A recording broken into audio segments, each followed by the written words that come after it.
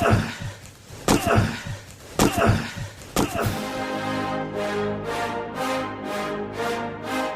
rolls out to the right, pitches off to Taylor, and Taylor's to the 20, down to the 15, down to the 10, 5, 4, 3, 2, 1. Touchdown, Billy Taylor! Touchdown, Billy Taylor! Billy Taylor scored a touchdown from 21 yards out. The crowd goes berserk. It was November 22nd, 1969. That they came to Barry, Michigan, all dressed in maize and blue. The words were said, the prayers were read, and everybody cried. But when they closed the coffin, there was someone else inside. Oh, they came to Barry, Michigan, but Michigan wasn't dead. And when the game was over, it was someone else instead. 11 Michigan Wolverines put on the gloves of gray, and as the organ played the victors, they laid Woody Hayes away. Under center is Wangler at the 45. He goes back. He's looking for a receiver. He throws downfield to Carter.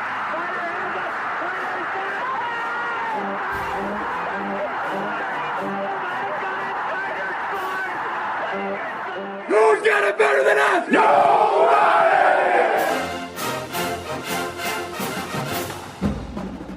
Welcome to the Michigan Man Podcast on Wolverine Sports Radio, a member of the V Sporto Network, and in partnership with SB Nation's Maize and Brew, for Wolverine fans from coast to coast. Go Blue, and welcome to our Indiana Visitors edition of the show. I'm your host, Mike Fitzpatrick. With us today is the legendary voice of Indiana football and basketball, Don Fischer. Before we hear from him, a few of my thoughts to get us started. After Saturday's game in Iowa, most media types were reporting that we dominated the Hawkeyes. No doubt, we moved the ball almost at will, and the defense didn't give up much until late in the game. But I was still nervous. Over the years, I've seen too many games at Kinnick that looked like they were in the bag, and then out of nowhere, the Hawkeyes found a way to get back into it. That's why I didn't relax until Blake scored that late touchdown. Anytime you play Iowa, especially at Kinnick, and come away with a win, you take it. It would be nitpicking to find fault with the offensive performance on Saturday. JJ looked like he was having a real good time out there and was very patient with his progressions for the most part. He wasn't perfect, but no one should expect him to be at this point in his career. The running game was blue-collar, and Blake turned in another big-time performance. It was good to see Donovan Edwards get back and get him some reps. With he and Blake in that backfield, I think we all have to feel pretty good. The other thing is our offensive line. I watched that game 3 more times than Sunday, believe it or not, and focused on the offensive line. We tend not to do that when the games are on TV, and maybe we should. If you want to know why Blake had a good day, JJ had all kinds of time, watch that offensive line. They are really getting into a rhythm, and they were dominant against a front that is one of the best we'll see all year. The defense continues to surprise me. They were rock solid again. It was great to see the pass rush come up big in the fourth quarter, and we need that to continue. All in all, I was really impressed with what I saw against Iowa. This week, I'm tempted to, kind of take a breath and say Indiana should be a gimme, but that would be silly. IU is a team that has so many injuries, it's hard to keep track of them. The offensive line is a mishmash of guys, and they cannot get anything going consistently. I don't think their D is really that bad.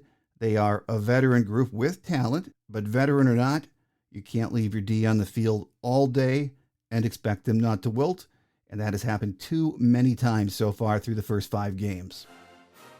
My guest today says, as bad as it's been so far this season, IU does have some decent talent. He says the only way they have a chance this week is to keep the game close. As he said, easier said than done, and he doesn't expect that will happen. With us next is the gentleman who has been calling the action for Indiana basketball and football for 50 years now. It's a short interview for 2 reasons. Don has a crazy game week schedule, and as he said, there really isn't much to talk about the way the Hoosiers have played so far this year. Broadcast legend Don Fischer joins me next, so don't go away.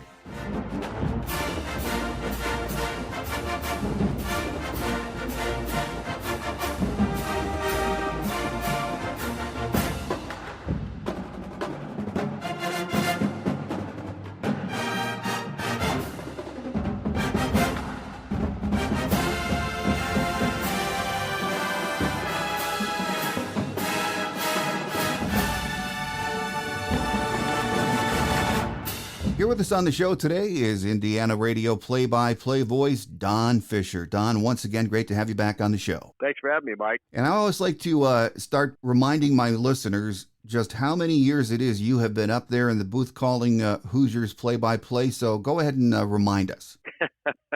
Well, it's been a long time, Mike. This is my 50th year doing Yes. IU football and basketball. Well, that is amazing. You have seen a lot of great football through the years.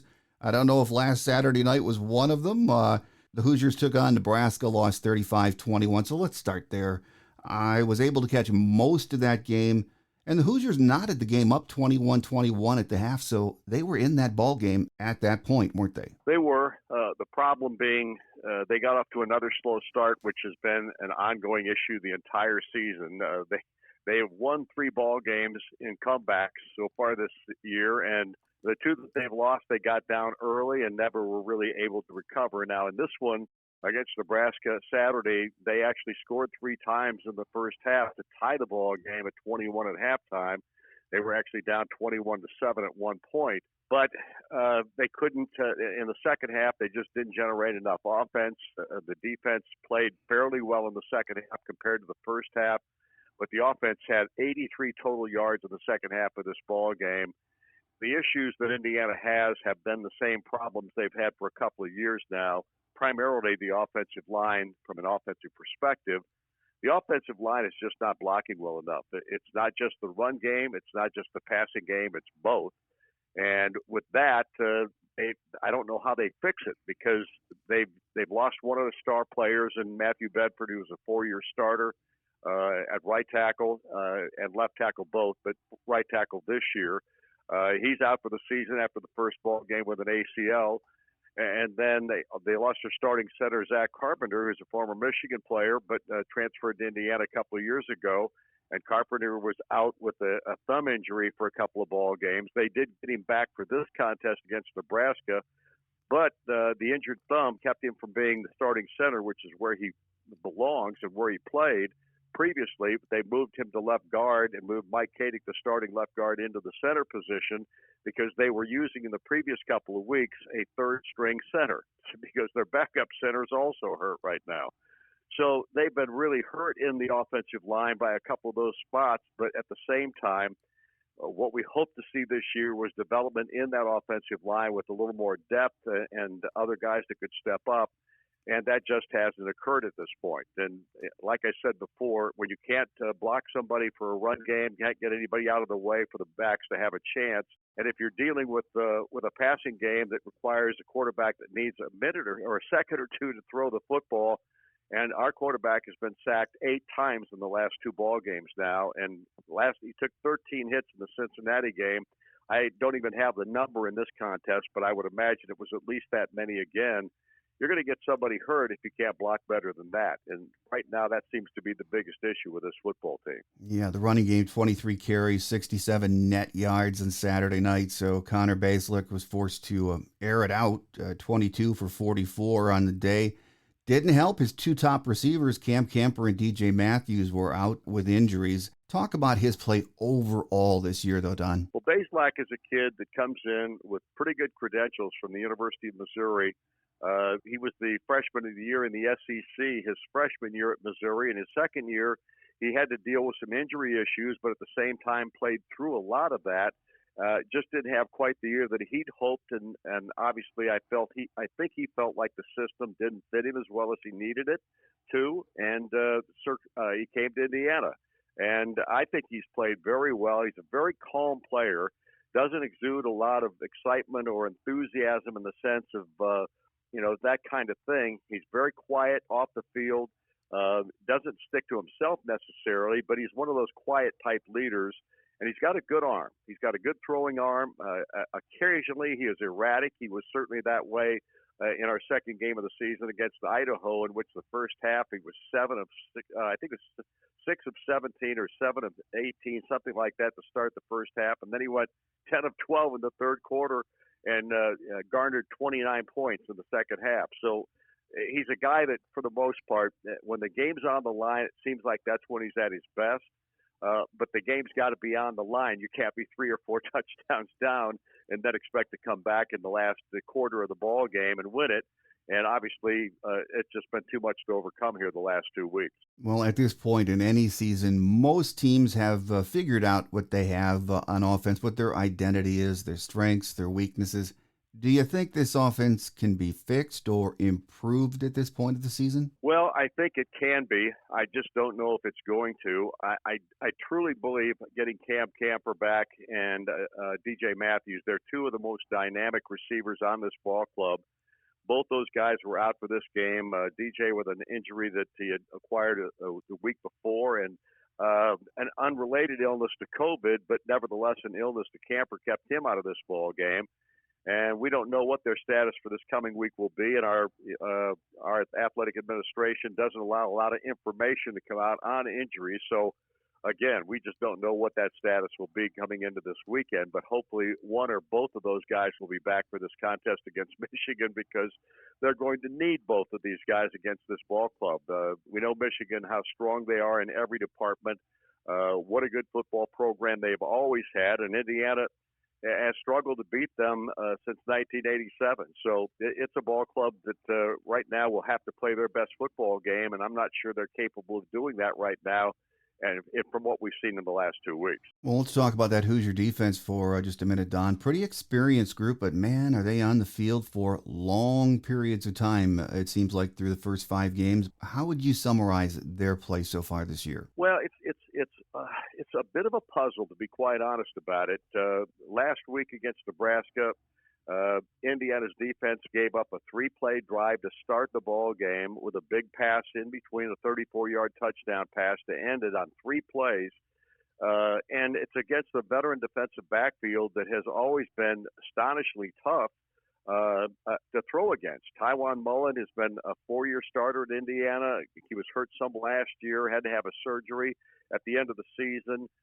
He has not played as well as he's capable of playing. Jalen Williams, who 2 years ago led Indiana in receiving and was one of the top defensive backs in interceptions in the conference, a guy that really has showed himself to be an outstanding player as well. Both these guys have been beaten deep once or twice this year. I don't know if it's scheme, it's not playing the right coverage at that particular time, if it's mistakes they have made in execution. It's hard to understand why guys that are veterans, these guys are. They're both seniors, 4-year and 5-year seniors. These guys don't make those kinds of mistakes, generally speaking, but they've made a couple here of late, and it's been very concerning. But that's not the only problem with the defense. They've got a new defensive coordinator, of course, in Chad Wilt.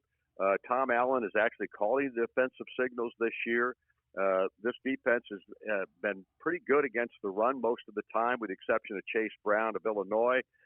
But against the passing game, sometimes they just haven't been there, and it's hard to understand. But I would say the strength of this team is still on the defensive side of the football right now, based on what we've seen so far this year. Well, the Hoosiers have another opportunity this Saturday at home against Michigan. And based on what you've seen from both the IU offense and defense, if they cut down on the mistakes, do you think they can make this a game? I think they can make it a game if they do one thing, and that is don't get behind early.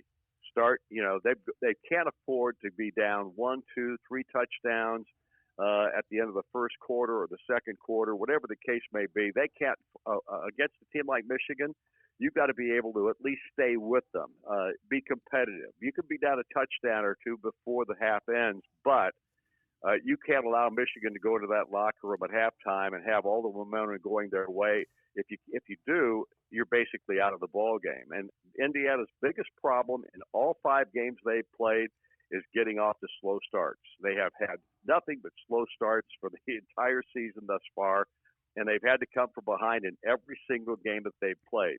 If that continues, they'll have no chance in this one. Well, final question before we let you get away, Don. Coach Allen is one of those kind of guys, a player's coach. Everything you hear from IU players, they love playing for him. He's a positive guy.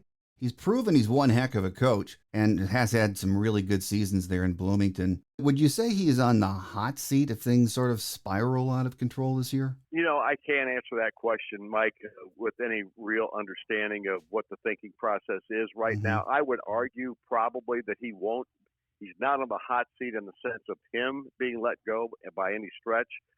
Even though they had a big turnover in the coaching staff this past year, I can't imagine all those guys would be in trouble either. So I doubt that he's on the hot seat, at least from an administrative standpoint. The fan base may have something different to say in that regard. But nevertheless, I think Tom has proven he can coach the team, and he's had two very good seasons leading up to last year when they just fell flat on their face. But at the same time, you think the program is in good hands at this juncture. I still think that. I still think there needs to be one change made, but I can't tell you what that is at this point.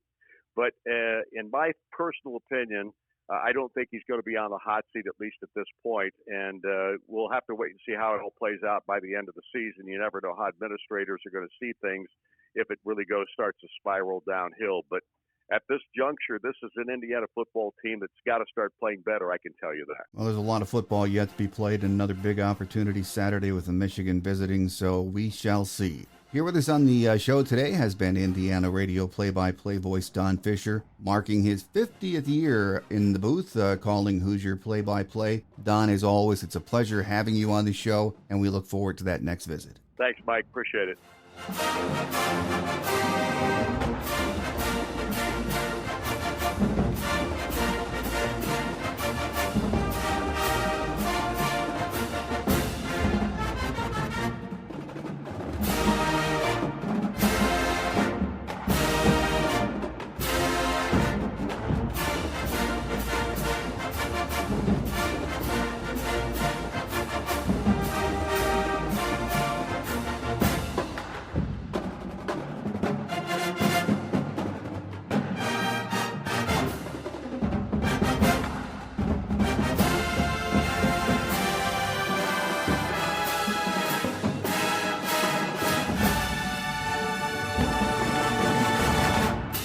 On Quick Hits today, at Jim's presser on Monday, there were no real injury updates.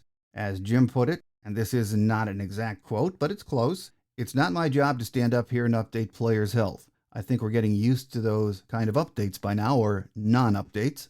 The athletic department announced on Monday that next week's noon kickoff against Penn State is a maze-out. That one is shaping up to be a huge game, and we knew it would. And I'm sure the Fox Big Noon kickoff crew will probably be there again, which means Urban Meyer will be in the big house, and it sort of feels like we can't lose that guy this year. First things first, and that means another road game in Bloomington on Saturday, and we need to take care of business. That is exactly what we've done in the first 5 games, and I expect it to continue this Saturday. What I like best about this team is that I don't think we've scratched the surface on how good we can be. That's why I tell anyone who asks me about Ohio State, don't even pay attention to them right now in October. How we're playing in November is the only thing that matters. They're good now, we know that, but so are we. I just think we might have a higher ceiling this year. We'll see in time. Thanks again to radio legend Don Fischer for joining us today. It was a short interview, but it's always good to get his take on the game. On Thursday's Michigan Game Day show, my guest will be beat writer Austin Meek from The Athletic. So tell your family and friends about the show, and make sure you join us. That does it for now. I'm your host, Mike Fitzpatrick. Have a great Wolverine week, everyone.